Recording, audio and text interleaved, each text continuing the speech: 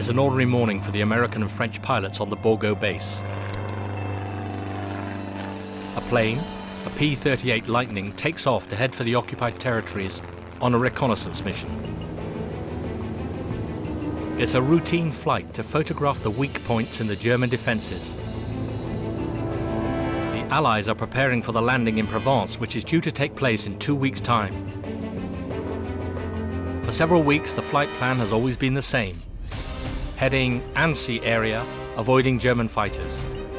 However, on the return flight, the solitary plane disappears from the radar screens. France has just lost its most famous aviator and novelist, Antoine de Saint-Exupéry.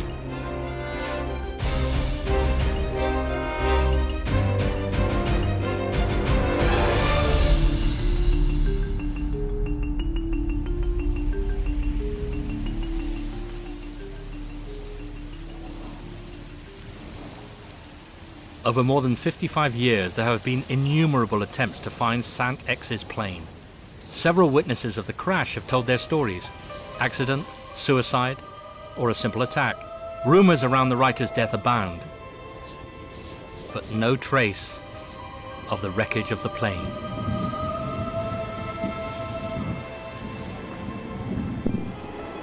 Until one day in September 1998, off the coast of Marseille, Jean-Claude Bianco, a fisherman from the Sawmill Creek, makes the discovery of his life.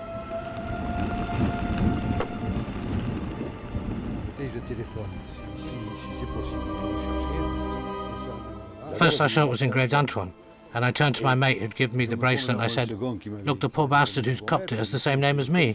My second name is Antoine. All the Antoines are poor bastards. They lose everything," I told him. And then curiosity pushed me to rub it a bit more to find out Antoine who. And then de Saint-Exupéry appeared. And afterwards, when I really cleaned the chain, I saw it was engraved Consuelo, and underneath Raynal and Hitchcock, and the address 4th Avenue, New York City, USA. That's when I realized it was his. And I turned to Habib, to my mate who'd found the chain while sorting the fish, and I said to him, "Habib, we've trawled up something really special. We found Saint-Exupéry's bracelet."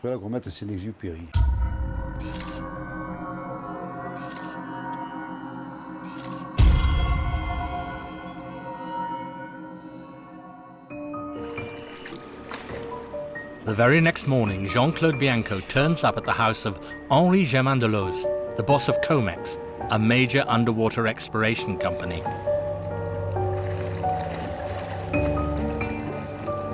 Deleuze can't believe it. Right in front of his eyes, he has one of the keys to the mystery of Saint-Ex's disappearance.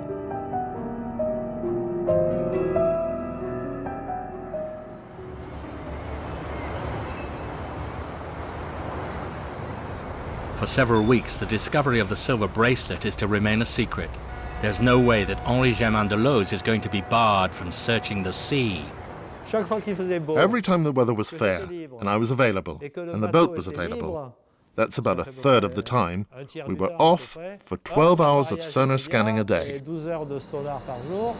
On board the Minibex, using the more or less precise directions provided by Jean-Claude Bianco, Henri Deleuze and his crew crisscross the area relentlessly. Everybody is at his screen. There are 4 or 5 of us in the room you saw. 2 watch the sonar, another watches the sounder, another watches our position, another watches the magnometer, and I watch all the screens in front of me. I have 6 screens in front of my chair, and I watch it all, and I say, "Stop, there, that looks interesting."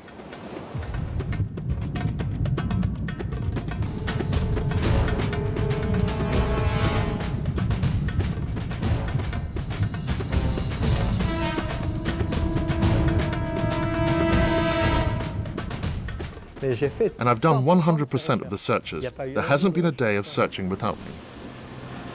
At the same time, around the Riou archipelago, a certain Luc Van Rel is starting to wonder why the Comex vessel is in the area. This professional diver has already located a certain number of plane wrecks from the Second World War in the Marseille area.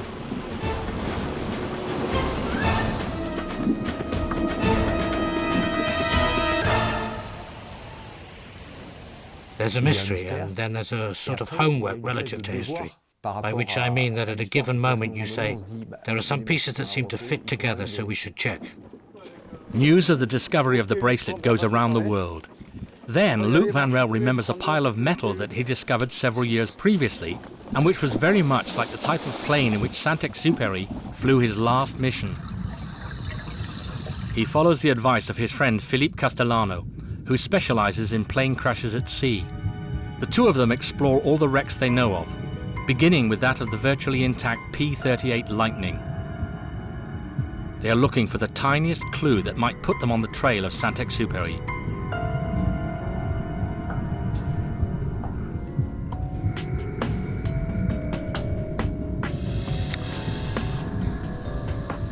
But this wreck in the Bay of Lech has nothing to do with the writer's aircraft.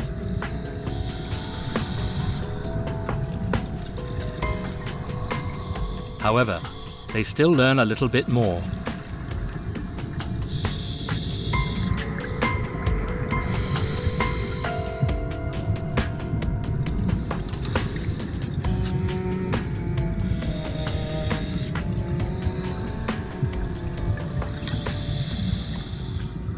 Meanwhile, on the surface, a veritable race against the clock has begun. It's to see who will be the first to set hands on Saint-Exupéry's plane.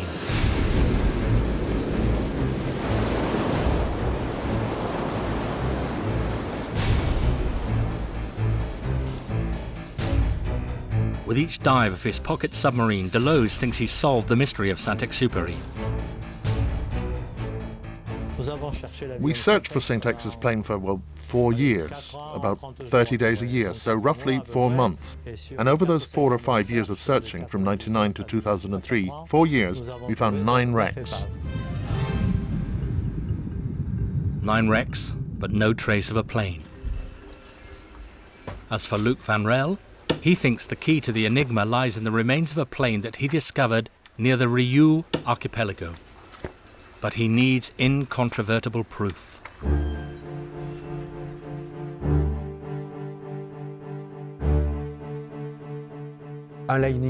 Certainly a lightning, but is it the right one? And all this has taken me some 20 months to complete the documentation, to know by heart the features of all the models of lightning that were built, so as to be able to identify the wreckage precisely. He gathers and compares all the information relating to these American reconnaissance planes. He attempts to decipher the constructors' manuals up to the day of this unforgettable dive. It's the final proof I'm looking for. This part is in the undercarriage housing. This part of the plane is upside down, so I can get access to this part. I know that with my arm outstretched, I check the length. I must be able to feel it when I stick my hand in. What with the gloves, the position, equipment. It's a deep dive and I'm over-equipped. I'm diving with 4 bottles, the photographic equipment. I'm really not very mobile as usual. And I have difficulty feeling it when I put my fingers on it. I don't feel the angles, but the collars that hold it give way, and I'm left with the part in my hand. I still can't see it. And then I pull my hand out of the undercarriage housing, and then I see that it's the right part. And I say to myself, I've done it. This is Antoine de Saint-Exupéry's plane. It can't be any other aircraft. It's the only aircraft lying at the bottom of the Mediterranean where you find this part on it. So this numbered part in the landing gear means the definitive identification of a reconnaissance plane, that of Saint-Ex. This essential part will be brought to the surface with the aid of the COMEX. Starting from this unexpected discovery, Luc Van Rel, like so many others, tries to rewrite the scenario of the disappearance of Antoine de Saint-Exupéry. Let's look at the facts. The writer takes off from Borgo in Corsica around 9 in the morning for a photographic reconnaissance mission in Savoy. His plane is not armed, he's under threat of imminent attack. 2.5 hours later, his plane disappears off the screens of the American radar. An accident, mechanical failure, suicide. Some even go so far as to accuse him of treason. What really happened at the end of that morning in July 1944?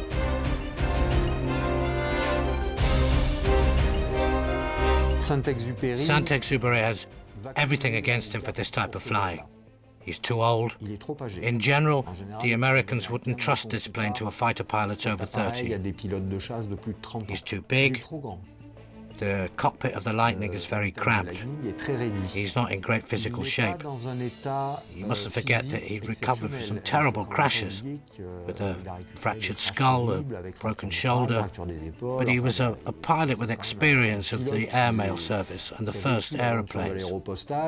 So he's seen some flying, but he's also seen some crashes. The day after he disappeared, his companions in arms are in a melancholy mood. Hadn't Antoine de Saint-Exupéry written just a few months earlier that he scoffed at death? There are plenty who still believe in the theory of an act of desperation.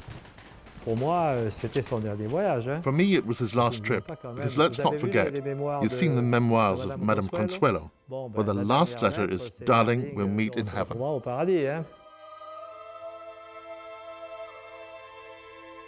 You can reread these writings, which were taken as the writings of a depressivist, the writings of a hero defying death. If you reread them in this context, they're also very coherent, and perhaps even more coherent than the writings of a desperate man. So yes, it's certainly defying death, but out of pique, depression, or heroism. And Luc Van Rel very quickly gets an answer. In a few lines, one Horst Rippert, a German fighter ace, makes the astonishing declaration. Dear Sir, I am writing to confirm that I shot down a Lightning P-38 near Marseille late in the morning of July 31st, 1944. Flight direction, Toulon, then Marseille. He sees a Lightning below him that's about 2,000, 2,500, 3,000 meters below him, which starts to make a turn out towards the sea.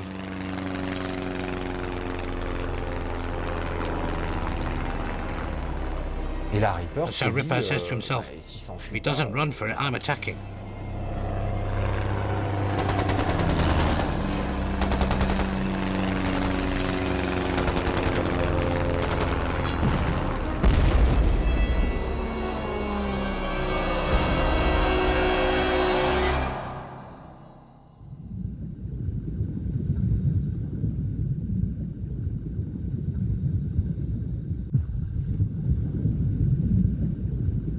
Saint-Ex, a fallen hero. Fallen for France. So this is the version on which everyone appears to agree, beginning with the author's family, which has kept a low profile in this affair. It must be said that you don't mess around with the family hero. The heirs to his moral and material estate have made progress since the discovery of the bracelet. The P-38 Lightning's landing gear and some personal effects of Saint-Ex are on display as relics at the Air and Space Museum Le Bourget.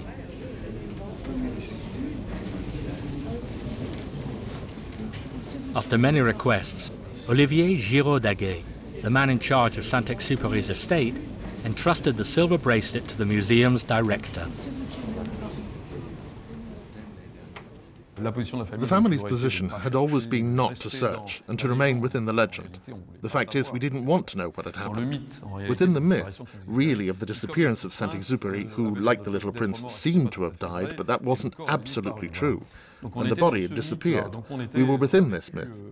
The searches that were undertaken were a most disagreeable experience for us. We shall now consider that, in fact, it was this German pilot who shot down Saint-Exupéry. Why was he there? Things still remain to be clarified, but there is a high probability that he was shot down under those circumstances.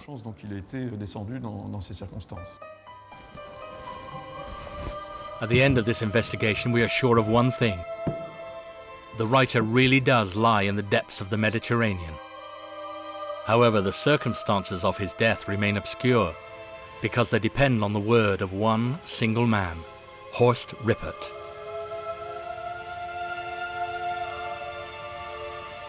So the mystery of Saint-Exupéry's disappearance has still not been solved. The majority of his friends of the time believe he met the death that he wished for, disappeared, flown away like the aviators Mermez and Guillaume, whose traces have never been found. Saint-Ex used to say, "There's certainly more pleasure in seeking the truth than in knowing it. It's the quest that is the pleasure, not the result."